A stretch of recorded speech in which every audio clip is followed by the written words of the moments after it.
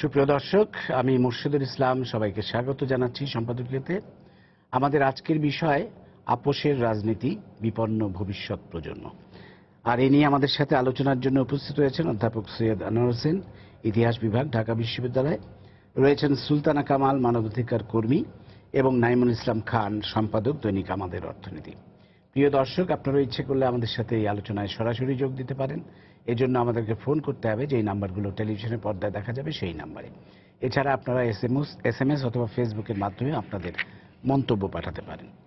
তা আমরা আলোচনা শুরু করার আগে একটু দেখে নেব এই মুহূর্তের প্রধান শিরোনামগুলো।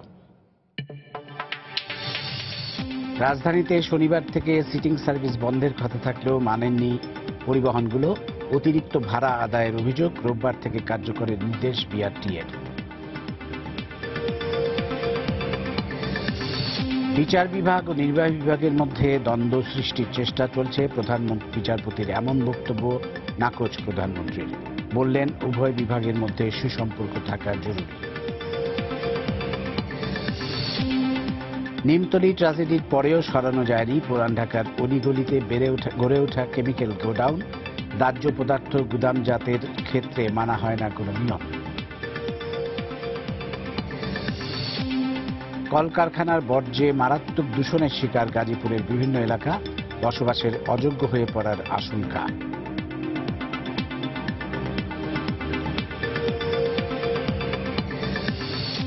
এবং বৈশাখী উপলক্ষে বান্দরবানে মারমা সম্প্রদায়ের ঐতিহ্যবাহী জলকেলি উৎসব, অংশ নিল শত শত তরুণ তরুণী।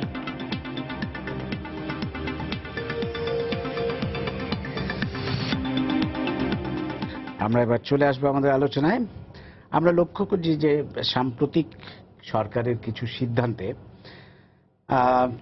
সবার মধ্যেই, অনেকের মধ্যে একটা উদ্বেগ দেখা দিয়েছে, কিছুটা আপোষকামিতা লক্ষ্য করছি আমরা। এবং সেই আপোষকামিতার মধ্যে আমি যদি বলি যে সম্প্রতি কওমি মাদ্রাসার যে সনদের স্বীকৃতি, সুপ্রিম কোর্ট প্রাঙ্গণ থেকে ভাস্কর্য সরানোর যে প্রধানমন্ত্রীর অবস্থান, পাঠ্যপুস্তকে হেফাজতে ইসলামের দাবি অনুযায়ী যে পরিবর্তনগুলো, এইগুলোর ফলে কিন্তু একটা কি বলবো যে আমাদের যে ভবিষ্যৎ প্রজন্ম, তাদের মধ্যে এটা এফেক্ট করবে এবং তারা সঠিক নাগরিক হিসেবে গড়ে উঠতে পারবে কিনা, এরকম একটা শঙ্কা অনেকের মধ্যেই দেখা দিয়েছে। আমরা এই বিষয়গুলো নিয়ে একটু আলোচনা করব আজকে। প্রথমে আমি যদি অধ্যাপক সৈয়দ আনোয়ার হোসেন আপনার কাছে আসি, আপনি কি বলবেন? আপনি যে প্রসঙ্গগুলো তুলে আনলেন এবং তার ভিত্তিতে আমাদের অনেকেরই উদ্বেগ উৎকণ্ঠার কথা জানালেন। এমন উদ্বেগ উৎকণ্ঠা কিন্তু আমি 1984 30শে নভেম্বর জানিয়েছিলাম। সেই সময় অত্যন্ত জনপ্রিয় একটি সাপ্তাহিক ছিল বিচিত্রা। সেই পত্রিকায় আমি একটি প্রচ্ছদ প্রতিবেদন করেছিলাম, যার শিরোনাম ছিল বাংলাদেশে ধর্মভিত্তিক রাজনীতির পুনরুত্থান। এতে দুটো ফল হয়েছিল। অনেক প্রগতিবাদী আমার উপরে বেশ অসন্তুষ্ট হয়েছিলেন। তারা বলেছিলেন বা বলতে চেয়েছিলেন যে যে ইস্যুটি নেই তা নিয়ে কেন কথা বলছি আমি। তার উত্তরে আমি বলেছিলাম বিচিত্রার পাতায় যে আমি লক্ষণগুলো যা দেখছি তাতে এই ব্যাপারটি ঘটবে, আজকে না ঘটলেও আগামী কয়েক দশকের মধ্যেই ঘটেছে। সেটাই আপনার কথায় প্রমাণ করলো। আরেকটি প্রতিক্রিয়া হলো যে 55 জন জামাতি তথাকথিত উলেমা আমার বিরুদ্ধে একটি প্রেস কাউন্সিলে মামলা ঠুকে দিলেন যে আমি নাকি ইসলামী অনুভূতিতে আঘাত দিয়েছি। মামলাটা 1.5 বছর চলেছিল।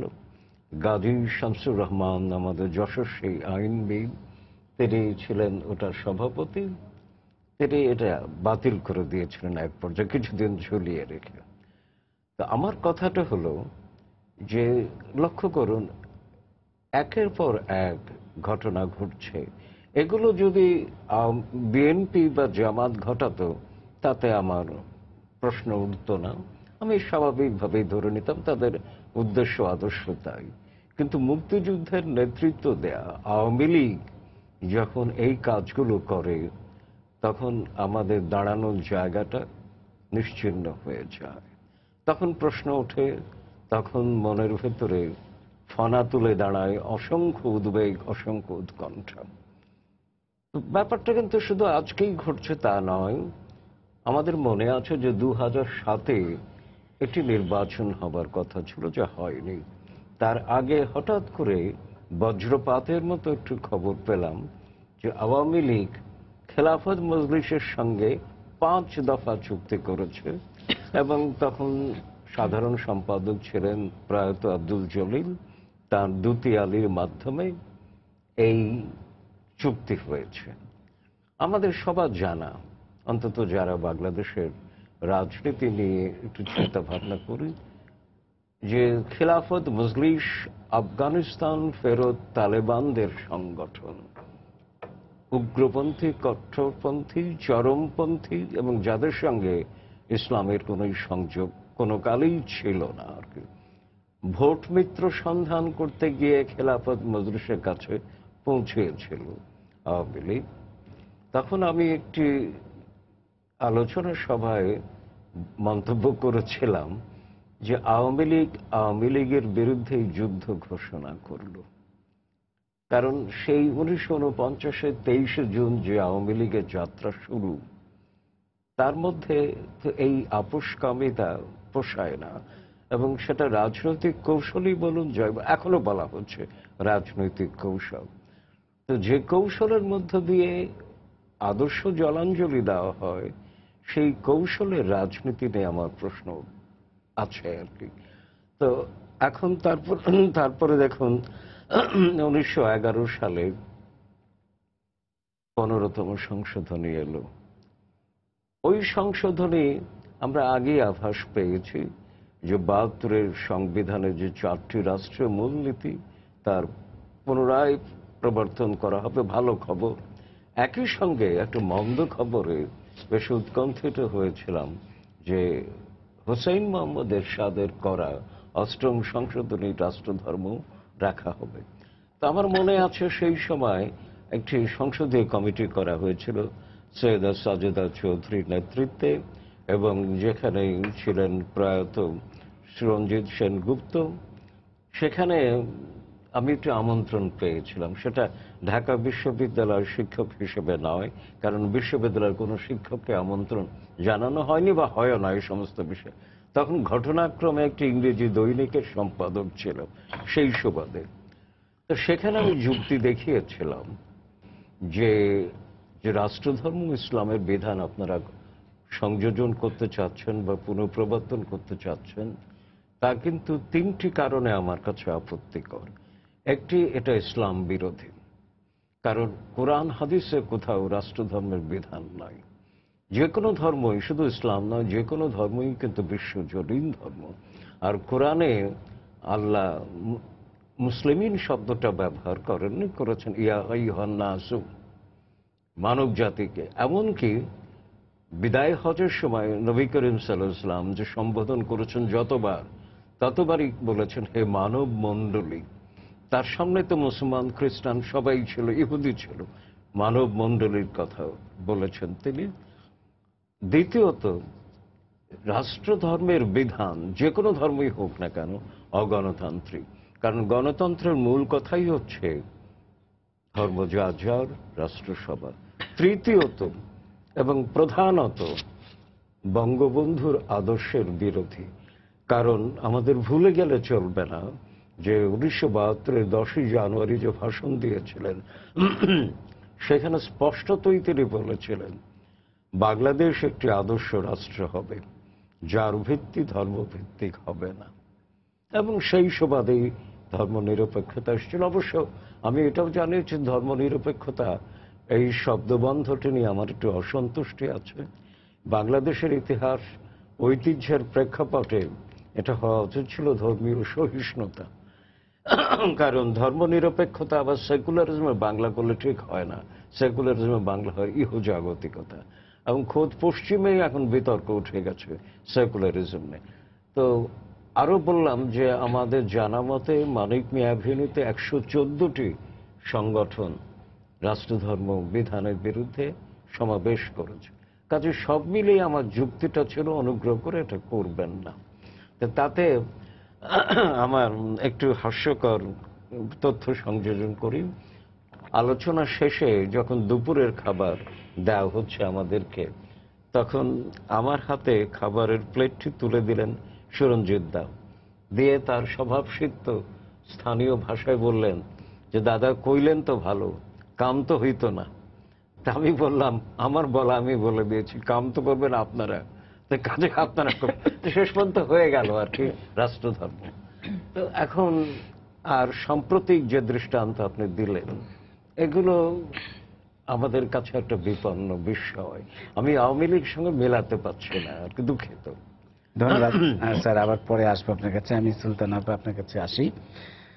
বিশেষ করে আমি একেবারে অতি সম্প্রতি যে কওমি মাদ্রাসার যে উচ্চতর ডিগ্রিকে মাস্টার্স ডিগ্রি হিসেবে স্বীকৃতি দেয়া, এটার বিপক্ষে কিন্তু আজকে দেখলাম যে অন্যান্য যে মাদ্রাসার যে আলিয়া মাদ্রাসা বা অন্যান্য মাদ্রাসার যে আহলে সুন্নাত আল জামায়াত, তারাও পর্যন্ত এটার বিরুদ্ধে অবস্থান নিয়েছেন এবং তারাও বলছেন যে আমরা যেই কারিকুলামে পরীক্ষা দিই আমাদের ছেলেমেয়েরা, সেই একই কারিকুলামে ওদেরকেও পরীক্ষা দিতে হবে। এখন মাদ্রাসার মধ্যেই কিন্তু দ্বন্দ্ব সৃষ্টি হয়ে গেছে। আমরা তো একদিন বলতাম যে আমাদের এতগুলো শিক্ষা মানে বিভিন্ন রকমের শিক্ষা ব্যবস্থা মধ্য দিয়ে আমাদের ছেলেমেয়েরা বেড়ে উঠছে, এখন দেখা যাচ্ছে মাদ্রাসার মধ্যেও সেই কওমি এবং সেটা আগে থেকেই ছিল।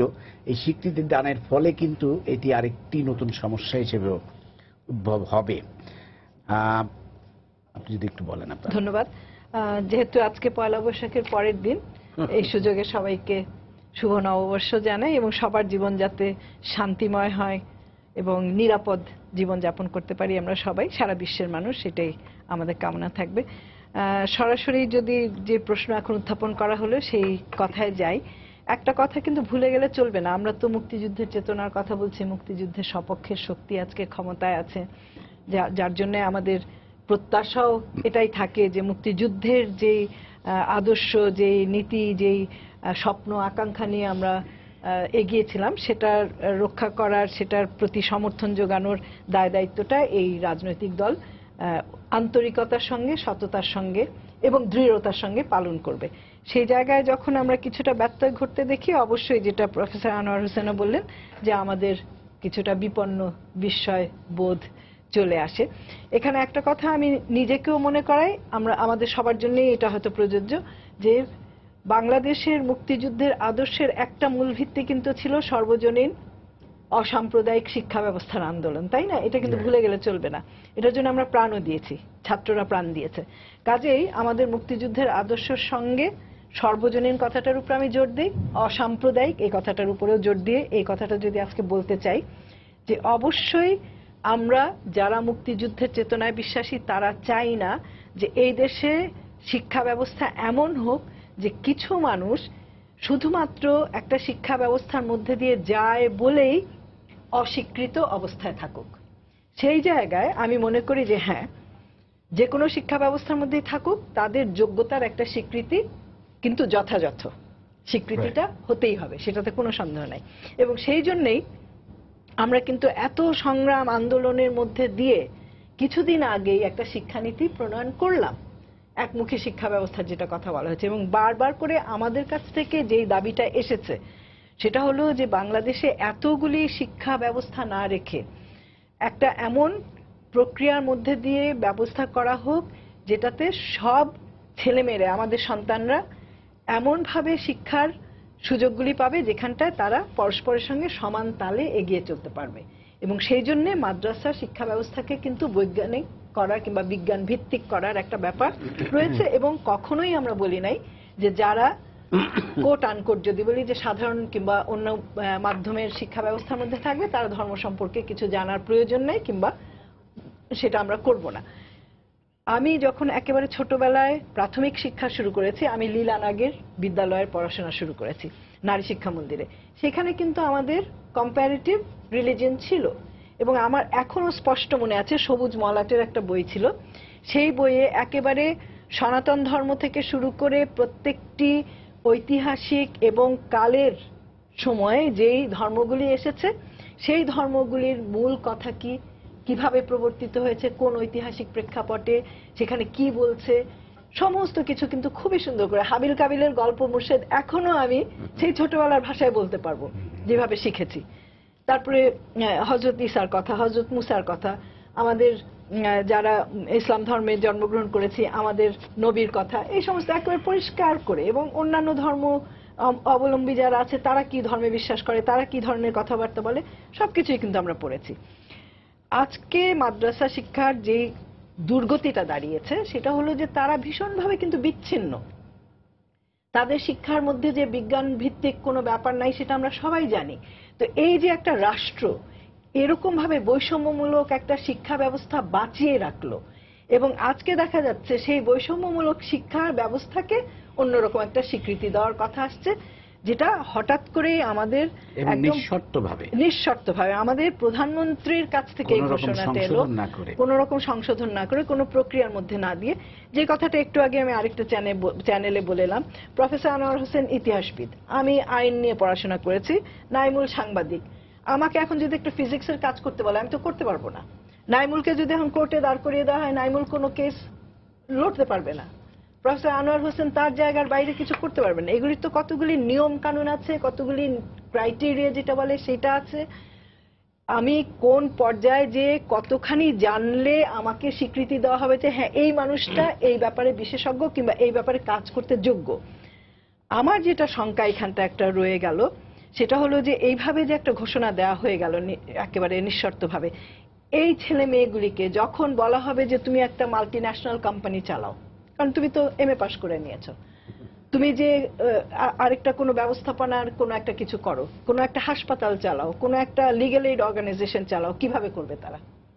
কিন্তু তাদের তো যোগ্যতা আমরা দিয়ে দিয়েছি, সনদ দিয়ে দিয়েছি, সেটাও তো আমরা বাদ দিতে পারবো না। তো এই যে একটা অসম্ভব রকম যেটাকে বলে অ্যানোম্যালির মধ্যে তাদেরকে ফেলে দেওয়া হলো, একটা বিড়ম্বনার মধ্যে তাদেরকে ফেলে দেওয়া হলো, এটা কেন আমরা করব? প্রধানমন্ত্রীর যে চিন্তাটা থেকে তিনি করেছেন, আমি যদি এটা ওই দৃষ্টিভঙ্গি থেকে দেখি যে তিনি একটা মানবিক বোধ থেকে বলেছেন যে এরা এত পড়াশোনা করছে, এদেরকে এই স্বীকৃতিটা দেওয়া উচিত। কিন্তু অবশ্যই এই ব্যাপারে যারা বিশেষজ্ঞ, যারা শিক্ষা ব্যবস্থা নিয়ে কাজ করছেন, সেরকম কোনো কমিটির মাধ্যমে কোনো একটা প্রক্রিয়ার মধ্যে দিয়ে দেখা উচিত যে এই ছেলেমেয়েরা কতখানি কি পড়াশোনা করলে কোন কাজটা নির্বাহ করতে যোগ্যতা অর্জন করবে, সেই অনুযায়ী তাদেরকে তো দিতে হবে। এবং যেই বোর্ডটি এটি করবে সেই বোর্ডে কিন্তু সব তাদের লোক, আল্লামা শফি হচ্ছে সেই বোর্ডের চেয়ারম্যান, এবং সেখানে সরকারেরও কোনো প্রতিনিধিত্ব নাই। এবং আল্লামা শফির কথা যখন এসেই গেল, তিনি এমন একজন ব্যক্তি, নারী বিদ্বেষী, প্রগতি বিরোধী, যিনি মুক্তিযুদ্ধের যত কিছু চিন্তা ভাবনা আছে সেটার করে দেই যে অভিযোগ আছে, অনেকেই বলেন যে কওমি মাদ্রাসাগুলো হচ্ছে জঙ্গি সৃষ্টির উৎস, এটা অনেকে বলেন, যদিও এটা সব ক্ষেত্রে সঠিক না। তারপরে আরেকটা অভিযোগ কিন্তু অনেকাংশেই সত্য, সেটা হচ্ছে এই মাদ্রাসাগুলোতে কখনোই জাতীয় সঙ্গীত গাওয়া হয় না, জাতীয় পতাকা। আমি সেই কথাটাই বলছিলাম মুর্শেদ, যে মুক্তিযুদ্ধের যা কিছু আমাদের নীতি আদর্শ সব কিছুর বিপক্ষে তারা দাঁড়িয়ে আছে। তাহলে এখন আমরা যেটা দেখতে পাচ্ছি যে মুক্তিযুদ্ধের মাধ্যমে যে সর্বজনীনতার কথা বলা হয়েছিল, যে অসাম্প্রদায়িক শিক্ষা ব্যবস্থার কথা বলা হয়েছিল, সেটার বিপরীতে এখন দেখা যাচ্ছে সাম্প্রদায়িক শিক্ষাই আমাদের অসাম্প্রদায়িক সর্বজনীন যে চিন্তা ছিল সেটাকে গ্রাস করে ফেলছে। আর সেখানে যদি আমাদের স্বয়ং প্রধানমন্ত্রী সেই জায়গায় যদি সহযোগী হাত বাড়িয়ে দেন, আমাদের তো দুঃখ রাখার কোনো জায়গা থাকে না। ধন্যবাদ আপা। আমাদের সাথে টেলিফোনে একজন আছে, ফোনটা একটু নিয়ে চট করে। প্রিয় দর্শক, আপনার পরিচয়টা দিয়ে প্রশ্নটা করুন। আসসালামু আলাইকুম। ওয়ালাইকুম আসসালাম। আজহারুল ইসলাম বলছিলাম কুমিল্লা থেকে। বলুন। আমার একটা প্রশ্ন হচ্ছে যে গত কয়েকদিন পূর্বে যে কওমি মাদ্রাসার স্বীকৃতিটা দেওয়া হলো, আমরাও তো কওমি মাদ্রাসায় পড়েছি, সে তো জানি, যেহেতু পরে আলিয়া মাদ্রাসার মধ্যে আমরা পড়েছি, আলিয়া মাদ্রাসা এবং কলেজের মধ্যে তারা মাস্টার্স পর্যন্ত উত্তীর্ণ হতে বিভিন্ন এসএসসি এসএসসি অনার্স মাস্টার্স পরীক্ষা দিয়ে প্রায় 21 বছর তাদের ছাত্র জীবন শেষ হয়ে যায়। এরপর একটা মাস্টার্সের স্নাতকোত্তর একটা সার্টিফিকেট পায়। আর কওমি মাদ্রাসার সর্বোচ্চ সেশন জট নাই, কিছু নেই, 11 বছরের মধ্যে একটা মাস্টার্সের সার্টিফিকেট পেয়ে গেল। এতে একটা সমন্বয়হীনতা হলো না? এটাতে আমাদের কাছে একটা যুক্তিগত মনে হচ্ছে না। ধন্যবাদ আমরা এটা- ধন্যবাদ। উনি একজন মাদ্রাসার পড়ালেখা করা, কমি মাদ্রাসায় প্রথমে পড়েছেন, তারপরে আলিয়া মাদ্রাসা পড়েছেন, যেটা তারই বললেন। এই বক্তব্য। নাইমুল ইসলাম খান, আপনি? না না, আমি ঠিক এই জায়গাটা থেকে শুরু করতে চাই। মনে করেন আমার বাচ্চা যখন ধরেন দেশের বাইরে পড়াশোনা করতে যাবে, এখানে সে কোন স্কুলে পড়েছে টরেছে চাইতে কোন লেভেলে কত বছর করে পড়েছে, এইভাবে কিন্তু প্যারালালগুলি হয়। যে আমাদের যেরকম আমরা যখন অনার্স পড়েছি তখন 3 বছরের অনার্স করেছি গ্রাজুয়েশন, কিন্তু এটা বাইরে এটা স্বীকৃত না, 4 বছরের হতে হবে, পরে কিন্তু এখন 4 বছর। চিন্তা করেন আমাদের রেগুলার লেখাপড়াগুলিকেই কত অ্যাডজাস্টমেন্টে যেতে হয়েছে, এমনকি মানে সেশনের টাইমিংও আমাদেরকে অ্যাডজাস্টমেন্টে যেতে হচ্ছে গ্লোবাল পার্সপেক্টিভে। যদি পৃথিবীর অন্যান্য দেশের সাথে আমাকে সামঞ্জস্য রাখতে হয়, মানে সময়ের অপচয় করতে না হয়। সো এগুলি, এটা তো অনেক জটিল বিষয়, এটা স্বীকৃতি দিয়ে দেওয়ার বিষয় না। হোয়াট ইজ দি রিয়েল ইকুইভ্যালেন্সটা কি হলো? এখন এই যে মানুষগুলি একটা মানে স্বীকৃতি পেল, তার এমপ্লয়মেন্টের কি সুযোগ সৃষ্টি হলো? এটা তো তাদের সাথেও কি কোট আন কোট একটা প্রতারণা হয়ে যাচ্ছে কিনা, যে তাদেরকে স্বীকৃতি দেওয়া হচ্ছে কিন্তু তাদের জন্য কোনো সুযোগ সৃষ্টি হবে না। তো 90 লাখের মতো নাকি কওমি মাদ্রাসার ছাত্রছাত্রী, এটা তো আনবিলিভেবল। ওনারা কি নিবেন, মানে ওনারা এই স্বীকৃতিটা নিয়ে কোথায় যাবেন, কোন দায়িত্বটা কোন পালন করতে দায়িত্ব, পারবেন? কোন জব? এটা কিন্তু চিন্তার বিষয়। ওই মানুষগুলির প্রতি নাগরিক, তারা তো বাংলাদেশের নাগরিক, তাদের প্রতি কিন্তু রাষ্ট্রের দায়িত্ব আছে। রাষ্ট্র সেই দায়িত্ব পালন করছে কিনা, রাষ্ট্র সেখানে নিশ্চিত করছে কিনা যে তাকে তার যথাযথ ইকুইভ্যালেন্সে এই এমনও তো হতে পারতো যে কওমি মাদ্রাসার কোর্স কারিকুলামে আমরা হাত দিব না, কিন্তু এটার সাথে অ্যাড করো সার্টেন থিংস, তোমাদের সব কিছু থাকুক, কিন্তু রাষ্ট্র তাদেরকে মানে আমি বলবো যে দক্ষ এবং কর্মশক্তি হিসেবে তৈরি করার জন্য, তাদেরকে কোথাও না কোথাও অ্যাবজর্ব হওয়ার সুবিধার জন্য তাকে দেওয়া। নইলে এই মানুষগুলি তো আবার একটা মানুষ তৈরি হওয়া মানে সে আরেকটা মসজিদ তৈরি করে সেলফ এমপ্লয়মেন্টে যায়।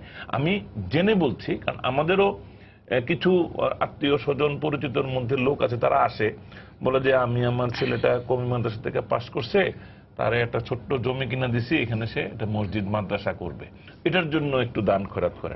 মানে তার সেলফ এমপ্লয়মেন্ট এটাই। কিন্তু এইভাবে সারা দেশে মসজিদের প্রসার হচ্ছে। আমি এই প্রসঙ্গে বলি, আমরা গার্মেন্টসের এই শিল্পটার প্রসারের ফলে আমরা সবসময় বলি যে আমাদের মেয়েরা গ্রামের পর্ণ কুটির থেকে এখানে এসে আধুনিক যন্ত্রপাতি চালায়, বিশ্বের ব্র্যান্ডের পোশাক আশাক তৈরি করে, কি মানে কত স্টেপ আমরা এগোলাম।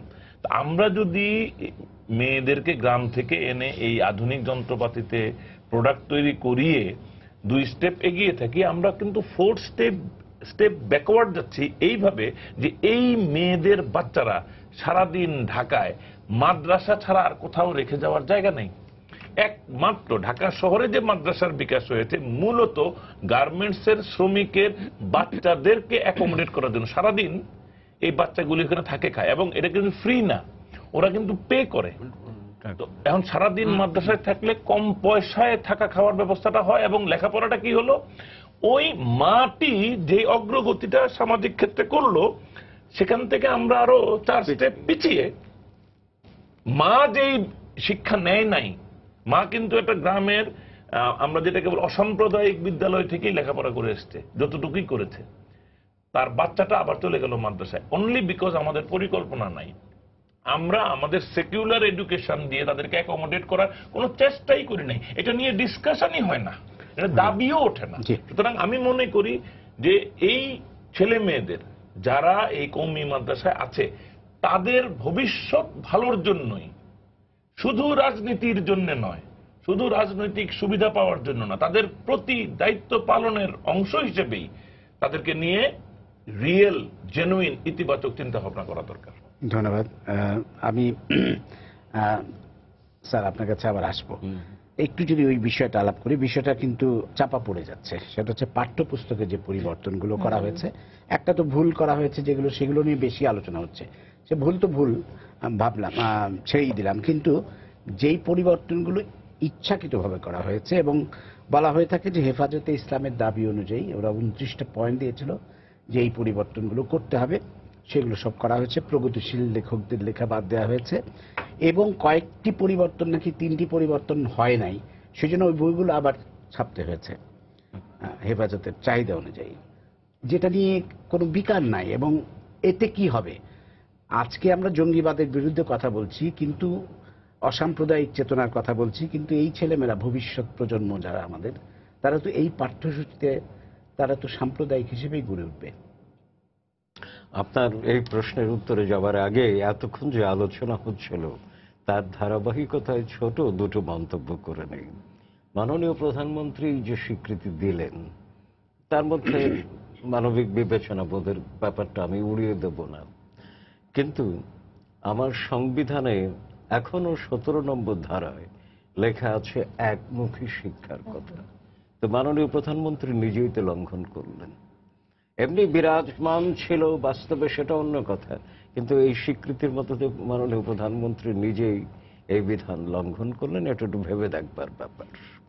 আমার তো মনে হয় যদি অ্যাডভোকেট সুলতানা কামাল কোনোদিন আমাদের আদালতে একটা রিট করেন যে সংবিধানের এই ধারা লঙ্ঘিত হচ্ছে প্রতিটি সরকারের দ্বারা, আমার মনে হয় রিটটা ঠিকই যাবে, কারণ আইনের প্রক্রিয়া আমি যতটুকু বুঝি।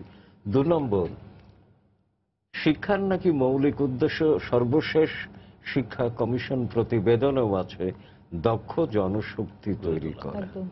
তো কওমি মাদ্রাসার এই ডিগ্রি স্বীকৃতির মধ্য দিয়ে কোন ধরনের দক্ষতা আমরা তৈরি করলাম, যে দক্ষতা নিয়ে এতদিন বলা হলো আর কি। তো কাজেই এই দক্ষতা বাংলাদেশের কাজে লাগবে না, এটা প্রমাণিত। যদি না লাগে, শুধু মানবিক বিবেচনা থেকেই তাদেরকে স্বীকৃতি দিলে আমরা আমাদের অবস্থানটা কোথায় দাঁড়ায়। তো এই দুটো প্রশ্ন একটু বিবেচনা করা দরকার। এরপরে আপনার প্রশ্নের উত্তরে আসছে। দেখুন, পাঠ্যপুস্তকে যে হেফাজতি পরিবর্তন হলো, এর রহস্যটা কিন্তু এখনো উদ্ধার করা যায়নি। হেফাজত চেয়েছিল, সেটা আল্লামা শফী নিজেই স্বীকার করেছেন, কিন্তু ইচ্ছাটা করলো কে? এই দাবির প্রেক্ষাপটে এটা কি বাংলাদেশের মাননীয় প্রধানমন্ত্রী করলেন, শিক্ষামন্ত্রী করলেন, এনসিটিভির চেয়ারম্যান করলেন? এই তথ্যটা কিন্তু আমরা জানি না। কিন্তু যতটুকু জেনেছি যে 6 জন ঊর্ধ্বতন কর্মকর্তাকে শাস্তিমূলক বদলি করা হয়েছে, কিন্তু যাদেরকে করা হয়েছে তারা ঊর্ধ্বতন হলেও উচ্চতম নন। কাজে তারা নিজস্ব ইচ্ছায় যে কাজ করবেন এমনটা ধারণা করা অযৌক্তিক। তারা নিশ্চয়ই কারো নির্দেশে কাজ করেছেন, কিন্তু যে কথাটা তারা বলতে, কিন্তু স্যার যাদেরকে ইয়ে করা হয়েছে, শাস্তিমূলক ব্যবস্থা নেওয়া হয়েছে, বলা হচ্ছে ভুলের জন্য। কিছু কিছু ভুল ছিল, পরিবর্তনের কথা কিন্তু বলা হয়নি। দায়িত্ব কেউ নিচ্ছেই না। ভুলটাতে এর সঙ্গে সম্পৃক্ত হয়ে আছে, না হয় দায়িত্ব অবহেলার জন্য হতে পারে, কিন্তু আমরা তো এখন আলোচনা করছি পরিবর্তন নিয়ে, ভুল নিয়ে তো নয়। ভুল হতেই পারে, ভুল সে ব্যাপারে কিছুই করা হলো না আর কি। তো এখন ব্যাপারটা দাঁড়াচ্ছে এই যে অনেক কিছু ঘটে যাচ্ছে যার কোনো সদুত্তর ব্যাখ্যা আমরা পাচ্ছি না। তো এটাও কিন্তু একটা আপোষ। তো এখন এটা শুধু হেফাজতিকরণ না, আমি মনে করি পাকিস্তানিকরণও বটে। কারণ পাকিস্তানে আমলে নজরুলের কবিতার পংক্তি যে সজীব করিব মহাশ্মশান, সেটা পাকিস্তানের সম্পাদনা করে বলে দিল সজীব করিব গোরস্থান। তো ওই ধরনের ব্যাপারটা ঘটছে। তাহলে আমি মুক্তিযুদ্ধ কেন করলাম, মুক্তিযুদ্ধ কেন করলাম, এত ত্যাগ কেন স্বীকার করলাম? প্রয়োজন তো ছিল না, পাকিস্তানের সঙ্গে থাকলেই হতো। আমি আর একটা মিনি পাকিস্তান বানানোর জন্যে তো এই মুক্তিযুদ্ধ করা হয়। এই কথাটা কিন্তু বর্তমান সরকারকে মনে রাখতে হবে। ধন্যবাদ। সুলতান, আমার কাছে আসবে আপনার অন্য একটি বিষয় নিয়ে, একটু আরেকটি বিষয়, সেটা হচ্ছে সুপ্রিম কোর্ট প্রাঙ্গণ থেকে যে ভাস্কর্যটি সরানোর ব্যাপারে মাননীয় প্রধানমন্ত্রী বলেছেন যে তিনি একমত এর সাথে, এবং এটা সরানো যায় কিনা তিনি দেখবেন। এবং এটিকে কিন্তু তিনি বারবার যখন বলেছেন, সেই সম্মেলনে আমরা শুনলাম তিনি মূর্তি বলেছেন, তিনি ভাস্কর্য বলেননি একবারও। এবং যিনি ভাস্কর্য তৈরি করেছেন, যে ভাস্কর মৃণাল হক, তিনি বলছেন যে এটি ন্যায় বিচারের প্রতীক, জাস্টিসিয়া। এটি একটি অ্যাবস্ট্রাক্ট ফর্মে তিনি করেছেন, এবং এতে বাঙালি নারীর একটা অবয়ব তৈরি করা হয়েছে। এবং বিভিন্ন দেশে কিন্তু সুপ্রিম কোর্টগুলোতে এই ধরনের ভাস্কর্য আছে, এমনকি ইরানের মতো একটা কট্টর মুসলিম দেশেও কিন্তু তাদের সুপ্রিম কোর্টে একই ভাস্কর্য আছে। তা আমাদের এইখানে এইটি সরানোর দাবি তুল্য হেফাজত, এবং প্রধানমন্ত্রী সেই দাবি মেনে নিয়ে এটাকে মূর্তি হিসেবে সরানোর নির্দেশ দিলেন। এতে করে কি হবে? মানে এতে করে তো মানে হেফাজত যদি এখন সারা দেশের ভাস্কর্যগুলো সরানোর দাবি তোলে, তা আমরা কোথায় যাব? তুলেছে, লালনের মূর্তি বসাতে দেয়নি, এর আগেও তুলেছে এবং পরবর্তী সময় তুলতেও পারে। সরকারের সর্বোচ্চ পর্যায় থেকে যদি এইভাবে উৎসাহিত করা হয়, আপনি একটু বলেন। এবং শুধু এবং একটা কথা হলো যে প্রথম কথা, মূর্তি হিসাবে এটাকে অভিহিত করাতে নানা ধরনের মন্তব্য এসেছে। কারণ মূর্তি যাকে বলা হয় সেটা হলো যেটা হিন্দু সম্প্রদায়ের মানুষেরা পূজা করেন, সেটাকে মূর্তি, মূর্ত থেকে মূর্তি, প্রতীক, সেই ব্যাপারটা রয়েছে। আর এটা হলো একটা ভাস্কর্য, দুটোর মধ্যে তফাৎ আছে। আমার মনে হয় যে সেই ব্যাপারে আমাদের একটু সংবেদনশীল থাকা দরকার, এবং যখন আমরা বিশেষ করে এত উচ্চ পর্যায়ে থেকে যখন কথাবার্তা আসে, সেই জায়গায় যদি এই ধরনের বিষয়গুলি সম্পর্কে যথেষ্ট সচেতনতা না থাকে, অনেকেরই ক্ষুণ্ণ হওয়ার কারণ ঘটায়। আর যে কথাটা আমাকে জিজ্ঞেস করা হলো যে এখন যদি সেই দাবি তোলা হয়, দাবি তো তোলা হচ্ছে, এবং আমাদের অতীত অভিজ্ঞতা থেকে যদি এই শঙ্কার মধ্যে আমরা পড়ে যাই যে আজকে বলা হচ্ছে সুপ্রিম কোর্টের সামনে থেকে এই ভাস্কর্য অপসারণ করতে হবে, লালনের মূর্তি তারা বসাতে দেয়নি, আমরা বিমানবন্দরের সামনে যেটা বসানোর কথা ছিল, এবং এর পরবর্তী সময়ে যদি অপরাজেয় বাংলা কিংবা শহীদ মিনারের কথাও যদি বলা হয় যে সেখানটাও ফুল দেওয়া হয়, এটা নিয়েও কিন্তু বারবার তারা অনেক রকম আপত্তি তুলেছে, অনেক কথাই বলেছে। ক্রমশ কিন্তু তারা এই কথাগুলি বলতে পারে। আজকে আমার একটা সময় মনে হলো যে একসময় তো তারা বলতেই পারে যে প্রধানমন্ত্রীর যে লাইফ সাইজ ছবিগুলি টাঙানো হয় কখনো কখনো বিভিন্ন উপলক্ষে, সেটাও তারা বলতে পারেন যে এই ধরনের লাইফ সাইজ ছবি টাঙানো যাবে না। কারণ যেই যুক্তিতে তারা ভাস্কর্য সরাবার কথা বলেন, সেই যুক্তিতে কিন্তু তারা ছবিও মেনে নেওয়ার কথা না তাদের, সেটাও তারা বলতে পারেন একটা সময়। এবং আমরা হয়তো এমন অবস্থা যে দেখব যে তারা একটা সময় বলবেন যে আমরা নারী নেতৃত্ব মানি না, নারীর সামনে বসা, নারীর সামনে বসে কথা বলা, নারীর সঙ্গে। আজকে তারা মেনে নিয়েছেন কোনো একটা নৈশভোজে প্রধানমন্ত্রীকে কথা তারা শুনছেন, প্রধানমন্ত্রী তাদের কাছে এসে কথা বলছে, সেখানেও তাদের একটা কৌশল রয়েছে, তাদের একটা চাতুর্য রয়েছে যে তারা কিছু তাদের উদ্দেশ্য হাসিল করতে চাচ্ছেন, সেজন্য তারা মেনে নিয়েছে। কিন্তু যখনই দেখবে যে ক্রমশ তারা যে কথাগুলি বলছেন সেটার প্রতি আমরা নমনীয় হয়ে যাচ্ছি এবং মানতে শুরু করেছি, আমরা তো দেখতেই পাচ্ছি 1, 2, 3, 4 করে তারা 10-এ যেয়ে পৌঁছাবার চেষ্টা করবে। এবং সেটার তো যে উদাহরণগুলি আমরা পেলাম যে আমাদের পাঠ্যপুস্তকে তারা পরিবর্তন আনার চেষ্টা করেছে এবং যথেষ্ট সফল কাম হয়েছে সেখানটায়। অন্যান্য জায়গায় তারা যে কথাগুলি বলছেন সেগুলি মেনে নেওয়ার চেষ্টা করা হচ্ছে। এবং সবচেয়ে দুঃখের বিষয় এখানটা হচ্ছে যে এটা এমন ব্যক্তির মাধ্যমে করা হচ্ছে, আমি প্রধানমন্ত্রীর কথা এখানে বলছি না, যে মৌলানা শফি কিংবা আল্লামা শফি যাকে বলা হয়, যিনি অত্যন্ত হীন রুচির পরিচয় দিয়ে নানা ধরনের মন্তব্য করেছেন, নারী শিক্ষার ব্যাপারে করেছেন, নারীদের সম্পর্কে করেছেন, মুক্তিযুদ্ধের বিরোধী কথা বলেছেন। তো আজকে আমরা যেই প্রধানমন্ত্রীর উপরে একেবারে 100% আস্থা রাখতে চাই যে তিনি মুক্তিযুদ্ধের যে চেতনা সেটাকে প্রতিষ্ঠিত করার জন্য, সেটাকে রক্ষা করার জন্য রাজনীতি করছেন এবং সেটা সুরক্ষা করার জন্য তিনি আমাদের হাতটাই ধরে থাকবেন, অন্য কোথাও হাতটা বাড়াবেন না। এখন আওয়ামী লীগের চরিত্র দেখলে আমার মাঝে মাঝে সুকুমার রায়ের সেই কবিতাটার ছড়াটার কথা মনে হয় যে হাসছিল সাজারু, ব্যাকরণ মানি না, হয়ে গেল হাসজারু, কেমন তা জানি না। একদিকে আমি বলছি যে আমি ধর্মনিরপেক্ষতার রক্ষক এবং মুক্তিযুদ্ধের চেতনার সুরক্ষা দেওয়ার জন্য আমি রাজনীতি করছি, অন্যদিকে মুক্তিযুদ্ধ বিরোধী যত রকম চাপ আসছে সেটার প্রতি আমি মাথা নিচু করে ফেলছি। এবং একটা কথা বলে শেষ করি, একসময় তো দেখা যাচ্ছে যে ওদের যে এজেন্ডা সেটা মুক্তিযুদ্ধের সপক্ষ শক্তিই পূরণ করে দিচ্ছে, সেটা তো মেনে নেওয়া যায় না। ধন্যবাদ। নাঈমুল ইসলাম খান, আপনার কাছে যাবো, খুব বেশি সময় নেই। যেই আলোচনাগুলো হলো, মানে আমরা কিন্তু বারবার আওয়ামী লীগকে দেখেছি যখন তারা একটা সুবিধাজনক অবস্থানে থাকে, মনে হয় যে বেশ ভালো, তখন তারা এই ধরনের আপোষকামিতার আশ্রয় নেয়। আমরা অতীতেও দেখেছি, এবং তারা তখন সেটাকে রাজনৈতিক কৌশল বলে চালাতে চায়। কিন্তু এই ধরনের রাজনৈতিক কৌশল কি আসলে শেষ পর্যন্ত কোনো কাজে দেয় না? দীর্ঘমেয়াদে তো দেয় না, এবং এটা এই ক্ষেত্রেও দিবে না। আপনি দেখেন যাদের পাশে নিয়ে প্রধানমন্ত্রী এই ডিনারের আয়োজন করলেন তারা কিন্তু অধিকাংশই ক্রিমিনাল মামলায় আসামি, সরকারই তাদের বিরুদ্ধে মামলা করেছে ওই হেফাজতের সেই 5ই মের ওই ঘটনার পরে। তো সেখানে কি ইঙ্গিত চায় এটা? মানে এগুলি তো মানে স্পষ্টতই আমার মনে হয় যে ভুলভাবে হ্যান্ডেল করা হচ্ছে।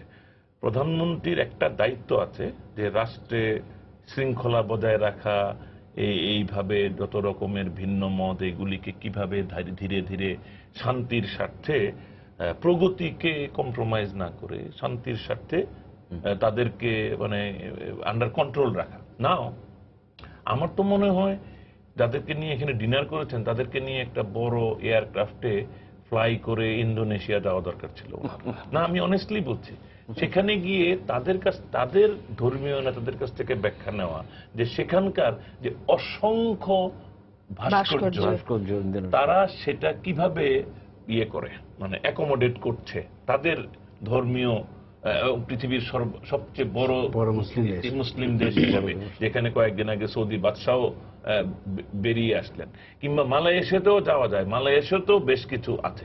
এবং ওইটা বরং অনেক বেশি, মানে আমি বলবো যে মানে বললে মূর্তির কাছাকাছি নিয়ে যাওয়া যাবে, কিন্তু আমাদের এটা তো কমপ্লিটলি ডিফারেন্ট একটা জিনিস। তো এই জায়গাটাতে আমার মনে হয় অ্যাপ্রোচটাতে, মানে প্রধানমন্ত্রী যে জিনিসটা চাচ্ছেন সেটা সম্ভবত তিনি যদি আরো অনেকের সাথে পরামর্শ করতেন, এটা আমরা লক্ষ্য করি না যে এই সিচুয়েশনটা আমরা কিভাবে হ্যান্ডেল করব। তো এটা জাতীয় একটা ইয়ে হতে পারতো, কিন্তু মানে কি বলা যায়, মানে পরামর্শ সভা হতে পারতো। এখন আপনি স্যার ওই যে পরামর্শ সভার কথা বললেন আমাদের ওই 8ম সংশোধনীর এই ঘটনার পর, ওই সভাটাতে আপনার সাথে আমিও ছিলাম, আমার পাশেই ছিলাম। এবং এটা খুব মজার ব্যাপার, এটা আমরা সবাই জানি, পত্রিকাতেও লেখা হয়েছে, ওইখানের মেজরিটি, আমরা কিন্তু ওইখানে একজনও পাই নাই যারা এইটার পক্ষে বলেছিল যে কেউ না, একজনও না। আমাদেরকে আরেকটা দলে কিন্তু ডাকা হয়েছিল এবং সেখানে প্রফেসর কবির চৌধুরীর নেতৃত্বে, সেখানেও কিন্তু আমরা বারবারই বলেছি যে আমরা এটা চাই না। এবং এই যতগুলি সভা হয়েছিল আমরা তো পত্রিকার, আমি একটাতে অংশগ্রহণকারী, বাকিগুলো তো আমরা রিপোর্ট করেছি, আপনি সবগুলি রিপোর্টে দেখেন সবাই কিন্তু এক কথাই সেটা নাকচ করেছে। তাহলে কার পরামর্শে মাননীয় প্রধানমন্ত্রী এটা শেষ পর্যন্ত গ্রহণ করলেন? We are not aware. সুতরাং আমি যে এই যে পরামর্শ সভার কথা বললাম, আমি একটা অর্থবহ পরামর্শ সভার কথা বলছি। আমরা কিন্তু শুনি নাই, আমরা পত্রিকায় রিপোর্ট দেখি নাই যে এই যে সিদ্ধান্তটা হলো মাস্টার ডিগ্রির মর্যাদা দেওয়া, যে এটা কোন লেভেলে আলাপ আলোচনা করে পরীক্ষা নিরীক্ষা, সরকার তো অনেক কিছু সিদ্ধান্ত নেওয়ার আগে কিন্তু পরীক্ষা নিরীক্ষা করে, সেরকম কিছু তো হয়েছে আমরা জানি না। ধন্যবাদ। আমাদের সময় শেষ আজকে। আসলে এই বিষয় নিয়ে আলোচনা করতে গেলে আরো সময় দরকার। আমরা যাই হোক, থামতে হচ্ছে আমাদের, কিন্তু আমরা আসলে কিন্তু থামবো না, আমরা কথা বলতেই থাকবো। এবং এই ধরনের অপরাজনীতি আমাদের রুখতেই হবে, বিশেষ করে মুক্তিযুদ্ধের পক্ষের একটা সরকার যখন ক্ষমতায়, সেই সরকারের কাছ থেকে আমরা কোনোভাবেই এই ধরনের পদক্ষেপ আশা করি না। আশা করি সরকার সেই ব্যাপারে সচেতন থাকবেন। আপনাদের অসংখ্য ধন্যবাদ। প্রিয় দর্শক, সবাইকে শুভেচ্ছা। আগামীকাল আবারও দেখা হবে রাত 10টায়। দেখার আমন্ত্রণ রইল। শুভরাত্রি।